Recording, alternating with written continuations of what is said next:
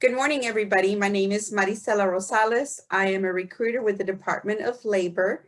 Thank you so very much, and we welcome all of the participants that are online today. We look forward to sharing some information that we hope that you will find helpful. We're going to be covering two main topics, which is applying to vacancy announcements and writing your federal resume. Now, there are some housekeeping issues that we'd like to go over. The first, which is that this session is being recorded, audio and video. We ask that you kindly turn off your camera and your video. And if you have questions, if you'll go ahead and enter them onto chat, we will be sure to answer all questions at the end of the presentation. And we've allowed enough time at the end to make sure that we get to all of them. So let's go ahead and start. The agenda that we're going to go over today is an overview of the new USA Jobs website. We're going to be going over the qualifications section, the resume structure, what it is that needs to be included in your resume, the importance of transcripts if they are applicable for the position that you're applying for, and the various other attachments that are sometimes needed, especially, for example, a DD-214 is an example, or an award letter, or a disability letter, those kinds of things. So we're going to be going over each one of those sections individually. The first thing that we'd like to cover with you today is the login page, what it is that it looks like. And what you're going to be seeing on the screen now is what you're going to be seeing once you log into USA Jobs. You're going to have a login page, and it's going to say you now need to create a login account. Now, the reason that you're going to be seeing this is that some of you may have established an account earlier on, and it's been a while since you have not gone online.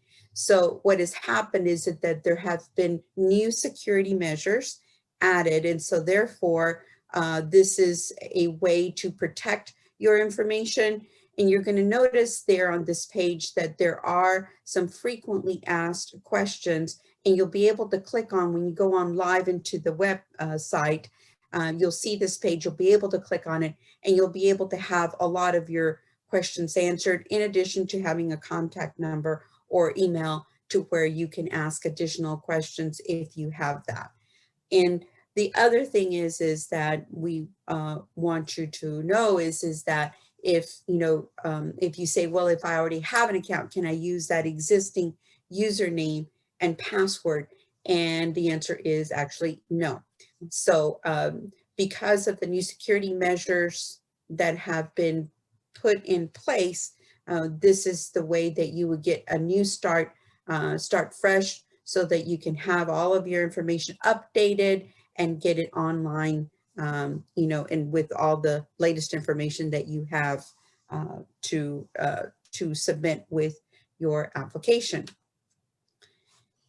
You're also going to see this particular screen, and this is the security measure, that the first one that you'll see, which is that you create an account and you will get a password to sign in. And so therefore, if you'll be given an option whether you want your password sent to your cell phone, or if you want to get it on to your email address. Whatever it is that's most convenient for you and works best for you, that is what you'll want to use. This is the page of what it will look like. It'll say enter your security code. So when you log in, you tell the system where you want to receive your password. You get it on your cell phone, for example. It's a one-time security code. This is exactly where you would put it. The code would go right. It's where in that blue, where the cursor is, a one-time security code, and you submit. If for some reason you feel like you messed up and you want to get another code, it also gives you that option to get another code.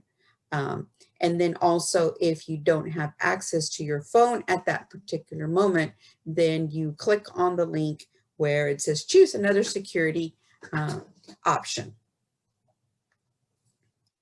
Okay, so now we're going to get into the nuts and bolts of going into the website and what it is that you're looking at.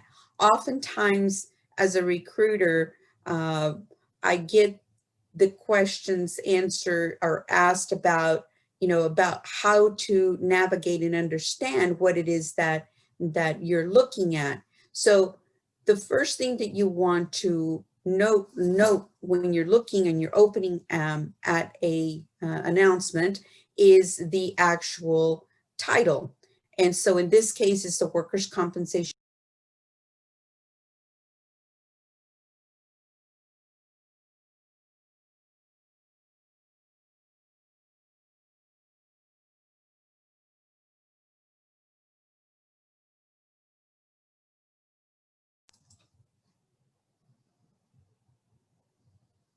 Okay, so here is the job opportunity announcement that everyone sees when they go in and look and are looking at an announcement.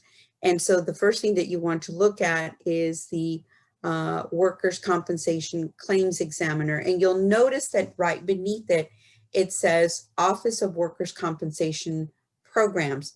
And what this means is that the Department of Labor is a department. Within the Department of Labor, there are multiple number of sub-agencies, and the Office of Workers' Compensation Programs is one of them. So the main thing that you want to start looking at is that blue section right over to the right, and you'll see this job is open too. As a veteran, ex-military, this is something that's very critical for you to look at because this defines the eligibility, who it is that's eligible to apply for this position.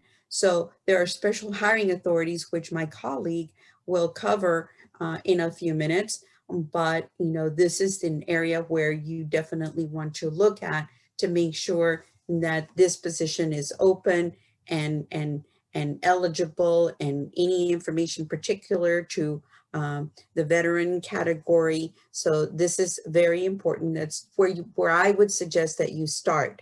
Now, the other thing that I would recommend at this point is to look at the overview, which is over to the left.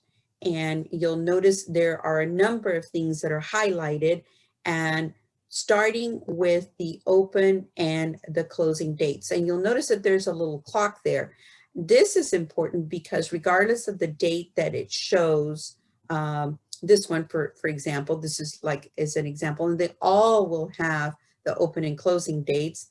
But on the closing date, all positions will close at 11:59 p.m. on the day that they close. And you'll hear both my colleague and I go over the fact that we definitely do not recommend that you wait until the last minute. We definitely recommend you taking it as much time as possible to make sure that you submit the best application possible, and making sure that no documents are missing from your application. So make sure that you take plenty of time. Make sure that you look and see what date it closes. Know that it does close at 11:59 if you don't find out about it until the last day, for example. The other thing that you may see in this particular section is that sometimes it will say this position will close after the first 100 applications are received. Some positions, some job announcements we have found receive a very high number of applicants that apply. And so therefore, there is a cutoff.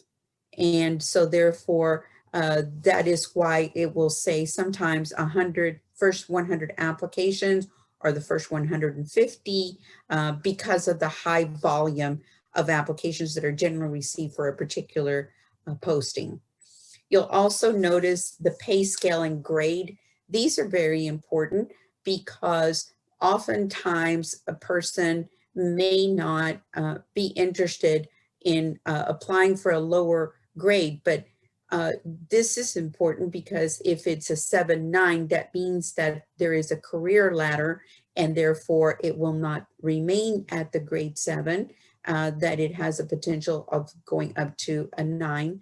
And so this is together information that you would want to look at in conjunction with the salary. So the salary and the pay scale, by clicking on live, when you look at an announcement, you click on these two areas, you'll be able to find the federal pay scale online for any part of the country that you are in, as it does vary depending upon the cost of living in any particular area, such as DC or San Francisco or Denver or Dallas. It just depends, and it varies slightly, a little bit more so in other areas, but nonetheless, it's all posted every year, and it is a federal pay scale that is posted for everyone to see, and you can see what that is once you see what pay scale and grade is listed on that particular announcement. You will also see the appointment type. There are all kinds of appointment types with the positions with the federal government. And so some of them are permanent, some of them are full-time, some of them are part-time, some of them are temporary. So this is, again, important information to look at. The service is competitive. Salary is listed again, also there, and it gives you the, the range of salary for this position, and the work schedule that I just went over, that it could be a part-time or it could be a full-time position. The next section covers the location. In this particular example, you'll see that it says 1 vacancy in the following location. With this year being somewhat unprecedented, you will see more and more positions that could potentially be in one physical location, but they may be remote positions that are being offered or telework positions. So this is something that you'll notice that's also noted. It says telework eligible, yes, as determined by agency. And the reason being is that you are, this is an area where, might be of interest to you if this is something that would benefit you as far as, an interest in working remotely or from home, or have an interest in having a schedule that would allow you to come into the office part of the time and then work from home part of the time. In this section, you will also see whether relocation expenses are reimbursed or not. There's a number of variables that are taken into account, mostly budget.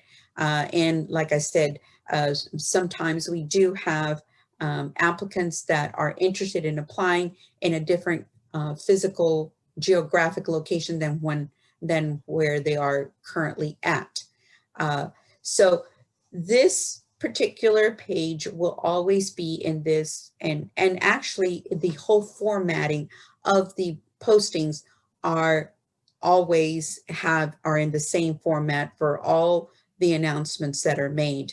What we're going to be going into now is the jobs and duties and responsibilities that's going to be covered by my colleague, Heidi Ortiz. And Heidi, would you like to tell us a little bit more about duties and responsibilities? Good morning. Yes, Maricela, thank you so much for that, dissecting that job vacancy announcement for our attendees. Before I start, I would just like to make a disclaimer here that it seems like because of COVID, everybody's doing constructions in their homes, and it seems like all of my neighbors are doing that, and they all started at 10. So if you hear some background noise, please excuse that.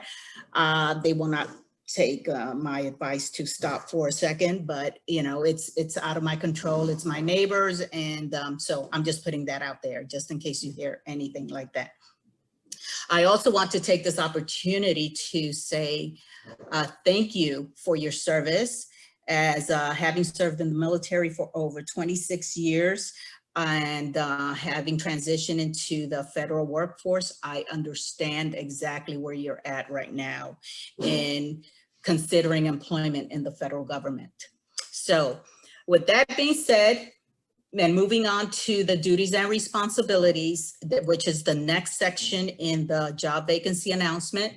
I would like to, before I start on this area, I would like to point out that, as Maricela mentioned, when you look at the hiring path, you will see that either the vacancy is open to the public, it is open to military spouses, to veterans, to people with disabilities. Please take that into consideration because you want to apply under the correct icon, which means that it will alert the Human Resource Office that we are reaching out, our outreach efforts are working for our militaries or that community that we're trying to target. So it's very important that when you're applying for jobs, you use the correct icon.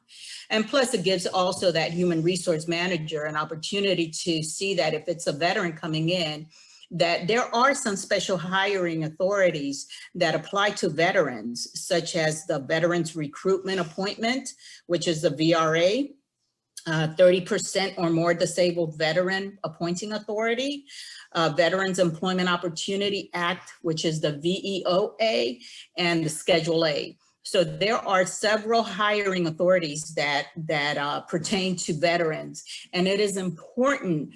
It is to your advantage to understand which authority applies to you as a veteran. And if you're using any of these or considering using any of these hiring authorities, make sure that you are taking care of your medical part of the process, which is through the Veterans Administration.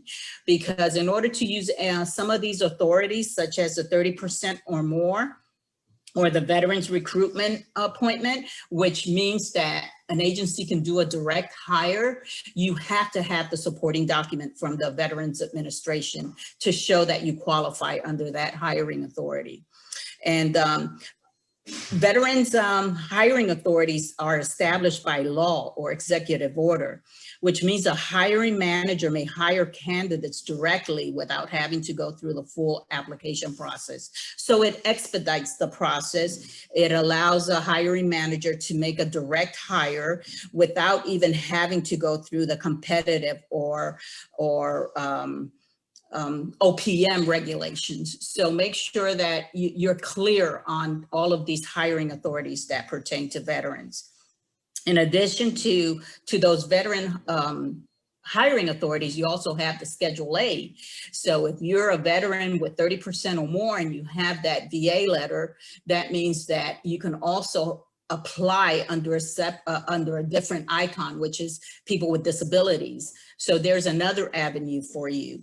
And as we know, a lot of our veterans are non-traditional students and are going to school, working on their degree. So there's another avenue, which is the Pathways Program. And the Pathways Program is an executive order that says that we can do recruiting and hiring of students and recent graduates. The Pathways Program is a framework with 3 clear program paths for students and recent graduates.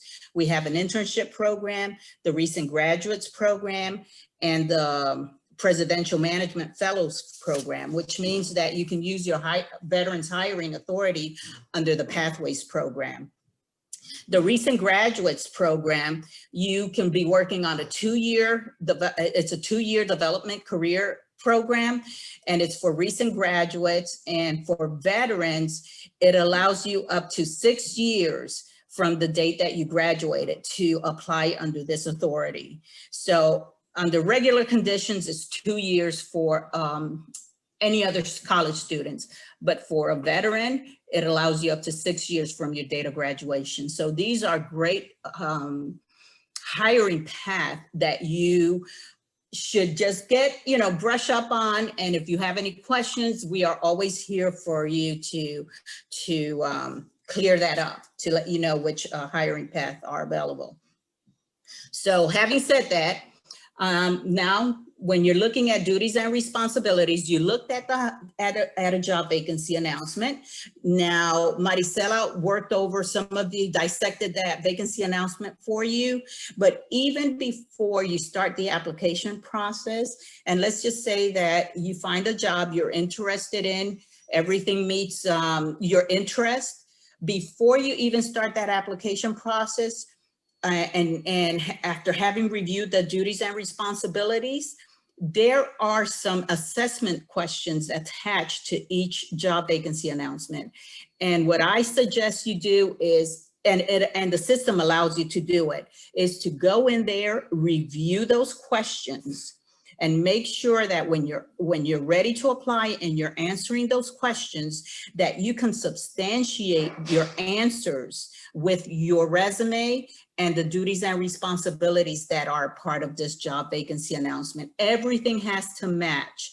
And so you want to substantiate those answers, but based on your knowledge, skills, and abilities. And what you want to do is look closely to the job duties and responsibilities and pull out the keywords in there in that position announcement. Look at that and tailor your resume to reflect those keywords and substantiate your answers that are part of the assessment questions, so that everything matches. Because I say this because when we're in the military, ready to separate or having separated, we get professional help, most of us do, to work on our resumes. And we create a very powerful resume, which is what's needed. However, we use the same resume for all the jobs that we apply for. In this case, one size does not fit all. You cannot use the same resume for all the jobs that you apply for. So that's where the duties and responsibilities come in. Tailor your resume for all the jobs that you're applying for based on the duties and responsibilities. Substantiate your answers in your resume that reflects the information that they're looking for. So one size does not fit all. Tailor your resume. Okay, moving on to the next slide. Let's see. Okay. Oh my goodness. Hold on, my folks.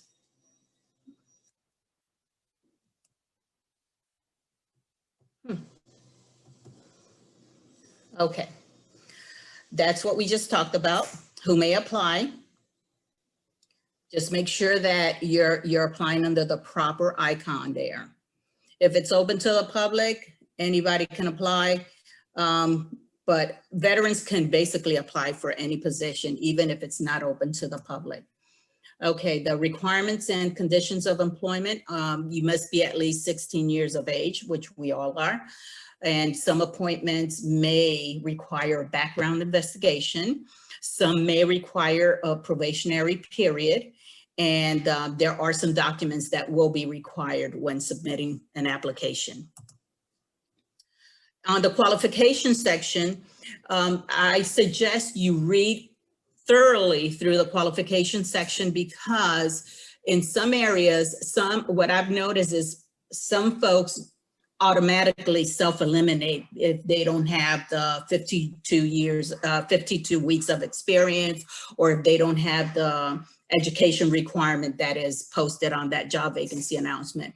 However, if you keep digging, there will be a place where you can combine experience with college education. So make sure that when reading through those vacancy announcements, you you see that you can combine experience and education. You don't have to absolutely meet, it's not so stringent. Also, not all jobs in the federal government require a 4-year degree. So make sure that you're taking a close look at that. Okay, and that's what I'm talking about. There's education substitution for experience, especially if you're using the Pathways program. So some of the documents that need to be submitted when applying, it's your resume. It has to be in there. Make sure that it reflects all relevant experience relating to the position that you are applying to.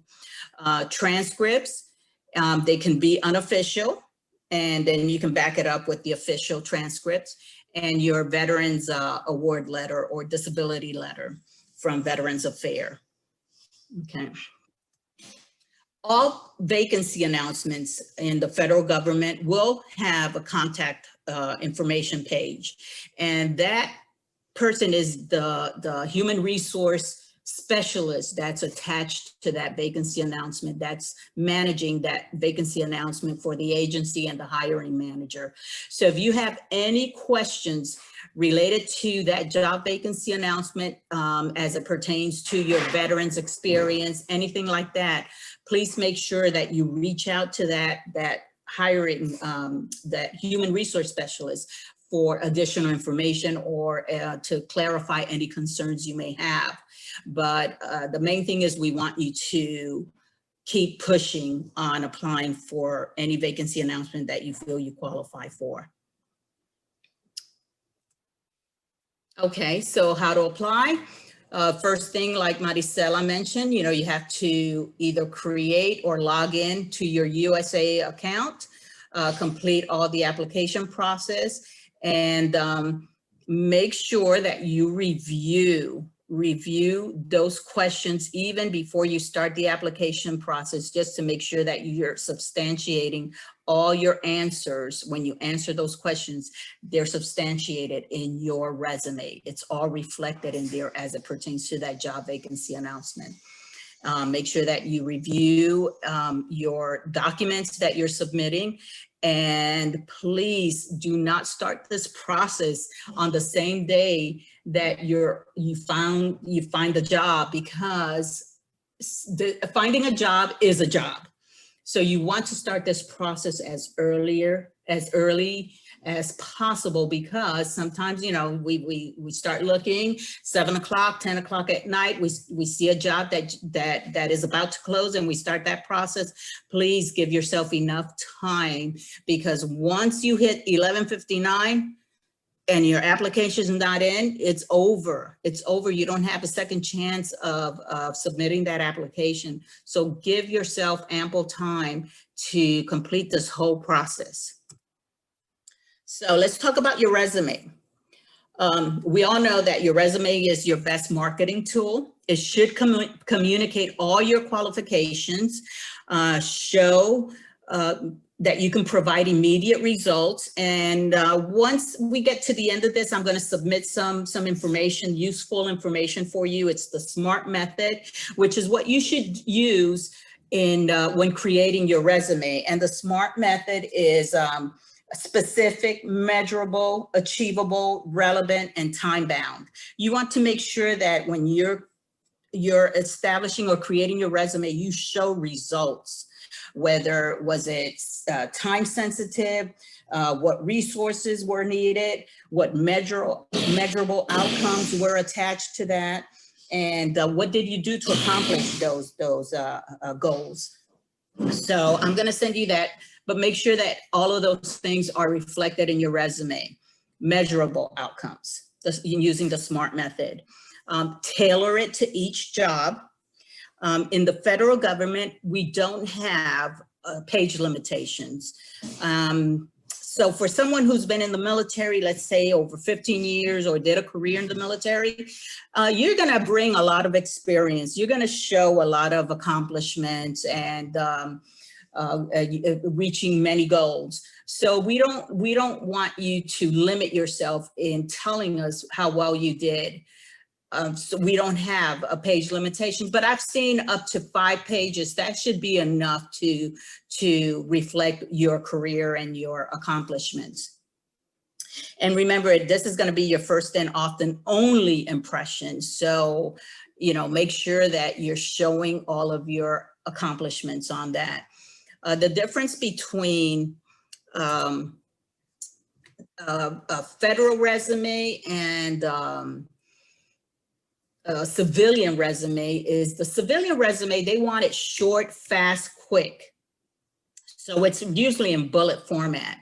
For the federal government, what we're looking for is more narrative. Tell us more. The more you tell us, the better. And the reason for that is that in the civilian world, they're looking at that to see if you're the right person that they want to hire right now. For the federal government, what it is they're looking at all of that information. The human resource specialist is looking at all of that. And she's trying to determine whether you should go on to the next step. And the next step is getting onto a certificate that will go to the hiring manager. And that's when the hiring manager will invite you for an interview. Or if you're a veteran with 30% or more, or under another category, that hiring manager can say, you know what? I want to hire this individual. They can do a direct hire. So it's very important that you show all of your accomplishments, how it relates to that job that you're applying for. The format that we're looking for in the federal government, it's a reverse chronological order. And we have a tool in USA Jobs that will help guide you to create that resume. So if you have created a resume, a professional resume, all you have to do is now build it in USA Jobs. Okay. So I just talked to you about this one, private versus federal. We want to look at all of your work experience. It's more specific. It's not general, it's more specific, and go as far as you go. But usually I have seen up to 5 pages. If you don't have 5 pages, that's fine, you know, but there are no page limits. Language matters. And this is where that SMART method comes in, where you want to tell us exactly what you achieved, how relevant that position was. Was it worthwhile? Did it happen at the right time? Did it meet the efforts and the needs of the company? Was it time bound? Was there a time sensitive to it? So all of those things, language matters. Make sure that you're showing measurable outcomes. Okay, so the resume builder. This is a great tool in USA Jobs. And what it does, it guides you to how to build that resume in there. The beauty about the resume builder is that you're allowed to load up to 5 resumes in there. And, but what I suggest you do is create a master resume. And that master resume will have everything that you have done in your career, everything, include everything. And the reason you want to do that is that sometimes, you know, you find a position, it's 10 o'clock, whatever, it's the same day that it closes. By having a master resume built in there, you have all of that critical information that you need when applying for a job. You have all those positions listed, the time frame, supervisors, all of that information. So you're not having to dig for all of that information at the last minute, which takes a lot of time. But by having created a master resume, it's all in there. So now what you do is when you find the position that you're going to apply for, you extract from that master resume what you need and tailor it based on that job vacancy announcement. That saves you time. It gives you time to focus on that job, on the duties and responsibility, being able to answer those assessment questions without having to dig for all of that other extra stuff. And then you can name it. You name that second resume the name of that vacancy announcement, and you're allowed to load up to 5 different resumes in there. But it just helps you to focus more on what you need to focus than having to work on all that other extra stuff that takes time. So, and there you go. And then you can name it, you know, you give it whatever name you're going to give it that pertains to the job, but create that master and call it master resume. And this, it guides you, it tells you, you know, this is all information that takes time to find and build.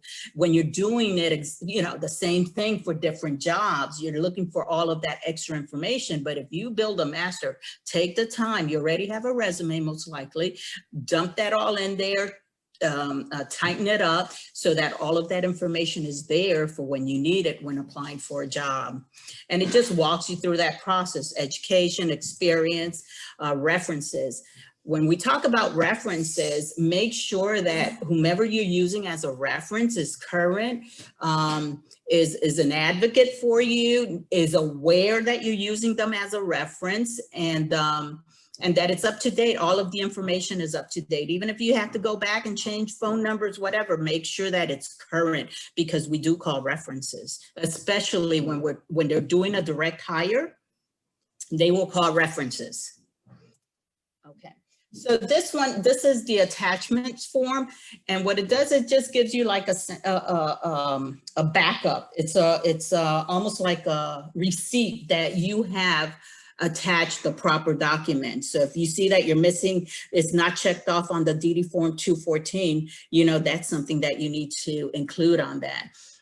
So make sure that all relevant information is checked off, because once you submit it and it's past the deadline and you don't have the proper documents attached, you miss that opportunity. So make sure that, you know, you take a close look at this, you give yourself ample time when applying so that you know that everything is tight with your application.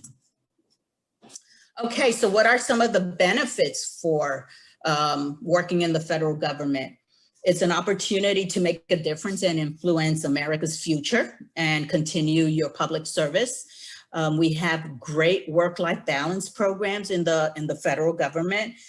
Some of that is, Maricela talked about it. Some will reflect that there's full-time telework. Right now, most of us are on full-time telework, but that's situational. But there's telework opportunities, there's flexi time. We have a great transit subsidy program. So if you live in a metropolitan area, there's an opportunity to get some subsidy for that, for public transportation, metro, BRE. It all depends what you're going to use to get there. We have excellent advancement opportunities, and that's one thing that I want to highlight as well.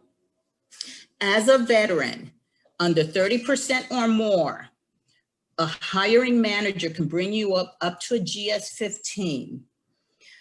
Under a different hiring authority, which is the VRA, a hiring manager can bring you up, direct hire, up to a GS-12. And what I don't want you to make the mistake of is applying for a job that you qualify for a higher position and you settle for a lower one. Because let's just, and I've been there, because we want to get a job, we're separating from the military, I get that. But sometimes what I've seen is a veteran comes in, is wanting to get into the federal government, will apply for GS-9 when in fact he could have applied for GS-14, 13, 14. So now he gets picked up by for a GS-9, and now he's locked in. They cannot jump anybody in the federal government from a 9 to a 13. So now that individual is sitting there waiting all this time for advancement opportunities. So make sure you understand those hiring authorities. It's very important that you do that. Okay, training and professional development is available. We have great training that is available to all of our employees. We have a competitive compensation package, the TSP program plan, which is like a 401k. And we also have diverse careers in the federal government. I mean, DOL has over 35 agencies that are involved in so many different areas that applies to America's wage earners, and it's great work, and it just allows you to continue with your public service. But most importantly, the benefit of federal government service for the federal government is that you have the training, the discipline, and work ethics that many managers are looking for in candidates. And you already have demonstrated that you can work in teams, and you bring all of those right ingredients that we look for in candidates. So the federal government needs you. And that's why it's not only about you, but it's about what you bring to us, which are all those great skills that you have gained while serving in the military. So with that being done, this concludes my portion of the presentation. And I just want to thank you for your attention and your service. So if you have any questions, this is the opportunity for you to engage. At this time, I would like to ask everyone to please join me in thanking Maricela and Heidi for their great presentation. And also would like to remind everyone that after this session is completed, you will be receiving an email with a SurveyMonkey attached to it. So please feel free to go in and do a small survey for us. And we'd really like to hear what your thoughts and opinions are. At this time, if you would like to ask a question, please unmute yourself. We'll take one question at a time. And I'm sure that Maricela and Heidi will be glad to take your questions.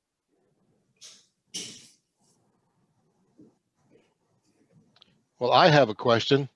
Okay. If I become a federal employee, how does my military time affect my retirement with the federal government? And that's thank you for that question, Marcel, because there's a program, the buyback program in the federal government, where you can buy back you can buy your military time and add it onto your federal service. It costs money. So I didn't do it. I personally didn't do it, but many people do it. And what I've seen is that it's, when you retire, you already have your retirement check, right? So you don't want to mess around with that. But some folks will add their time to the federal government.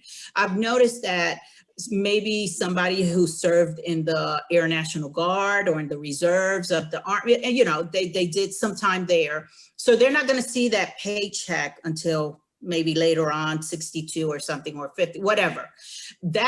I've seen most folks who buy back their time are folks that have served in the reserve component of the military. But I'll also, you know, some folks that have served in active duty traditional, they have also done it. I chose not to do it. It's a personal choice, but there's a buyback program. Thank you. I have a question. If I've worked civil service for the federal government in the past, and I now work in state government, can I buy back that civil service time towards my state time? That one I cannot tell you with certainty. So I would suggest that benefits person in the city or that other entity, talk to that person, because we're talking about money, and I would not want to give you misleading information. But I'm sure there is a program. I just don't know how it works, and if it can. Sure. I have I've got a question on the chat. Matthew has been having computer problems, would like to know if he would be able to watch it later. I'll answer that myself. Within the next 24 to 48 hours, we will be posting this broadcast or this presentation on YouTube at the main DOL YouTube channel. So keep an eye out for it. And yes, you will be able to view it there. Also from Pamela Smith, she says, thank you. This was very helpful. Great presentation. Thank you very much. Right. And also what I would like to say, this is Maricela, and again, thank you for all those that signed in and listened to the presentation. But if you think of a question after today, we do have our contact information, and we welcome any kind of question that you may have. We'll be more than happy to answer it. Sometimes we don't think of something because it's not applicable in that particular moment. But later on, after the presentation, a situation may come up with when you apply for a position, or you have a question on your resume, or whatever it may be. But we are more than happy to answer any question that you would like to send us, and we'll be happy to help where we can. If you didn't get a chance to get their contact information, feel free to contact us on the email address that has sent you the notices and reminders for this presentation, and we'll be glad to relay any questions that you may have to Maricela or Heidi. So that's another avenue we can follow. Absolutely. Hello, this is Jonathan Teal. Some of these jobs have multiple locations. How do you differentiate which locations you're most interested in? Or is this one of those where you see a lot of military jobs out there and they list lots of locations, but it's really you go wherever they want you to go? How do you know which locations are actually open? Jonathan, and those locations will be listed, like you said, multiple locations, and they will list where those locations are. When you're applying for that position, it will give you an opportunity to indicate which one you're interested, which location you're interested in. You're not going to, I have not seen where you apply for a job in the federal government out of Maine and they send you to California. It's not like that. It's not like active duty. You know, it's not like that. That's a position that that agency needs at that location. So, and you will be able to indicate which location you're interested in when applying for the position. It will give you those different locations to pick from when you're applying. Thank you. You're welcome. Heidi and Marcella, good morning. This is Leo. I just wanted to, on behalf of the entire Maine Hire Vet campaign, thank you ladies both very much for presenting.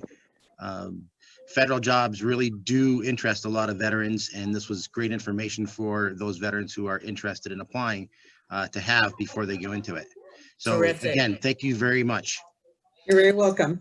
Thank you, Leo. Thank you. We appreciate the opportunity to do this and serve our veterans. And please feel free to reach out if you ever need our support with providing training to veterans.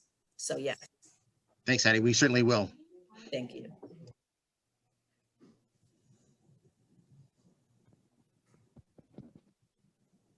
Last call for questions.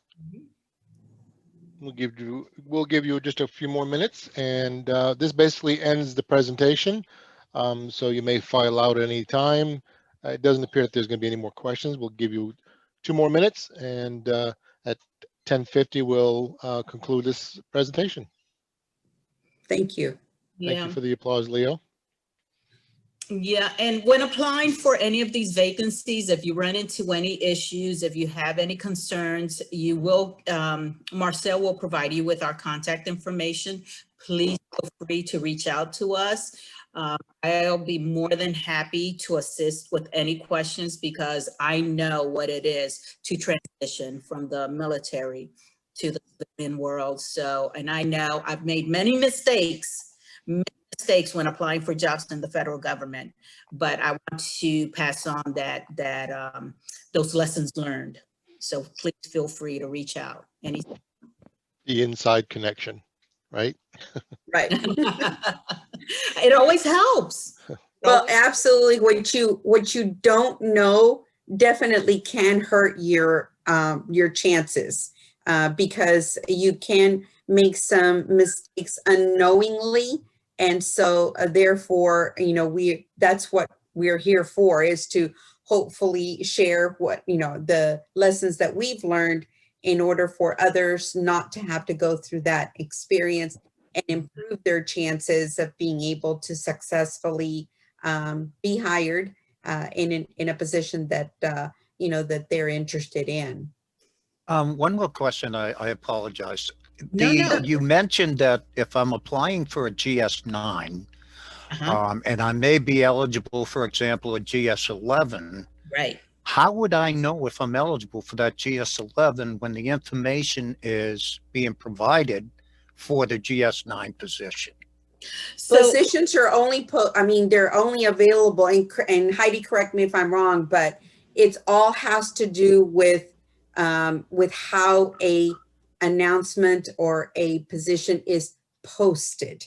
So yes, sometimes a person does have qualifications that are over what is listed, but the agency is only able to hire at what they're budgeted for and how the announcement is posted. I think it all goes back to that, correct, Heidi? Is that correct? I would say look at vacancy announcements. If you have a degree, if you have years of experience, look at vacancy announcements in those grade levels, GS9 and above. GS11 and above, to make sure that you're meeting the qualifications that they're looking for. And if you know you do, and you see a GS9, don't apply for it, because if you get hired, you're locked into it. You're locked into a 9.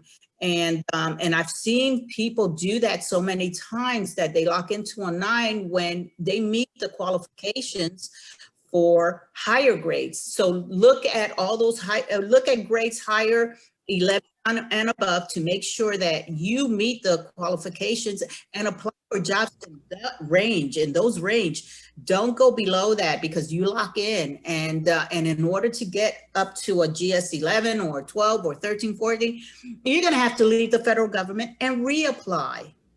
So you don't want to do that. You don't want to have a break in service like that and put yourself in a position where, you had a job and now you're going to separate, hoping to get another job. So don't do that. Look at those jobs that you qualify for, and don't go lower than that. How does a WG grade transfer or vice versa to the CS grade? To the GS? WG. Yeah. Yeah, there's a conversion that the Human Resource Office does to bring you at that same level. So they work that. I don't know the mechanics, but it's done. I've seen them bring in from another grade system to the GS system. Thank you. Mm-hmm. You're welcome.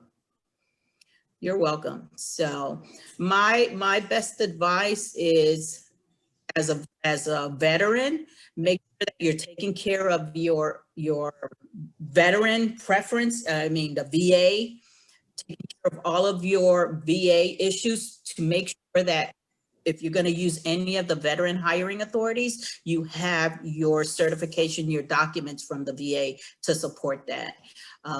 Because that 30% or more, or the VRA, those are direct hire opportunities. A hiring manager can just go through the whole system and bring in an applicant that they're interested in and directly hire them without going through all the whole hiring process. So it is to your advantage.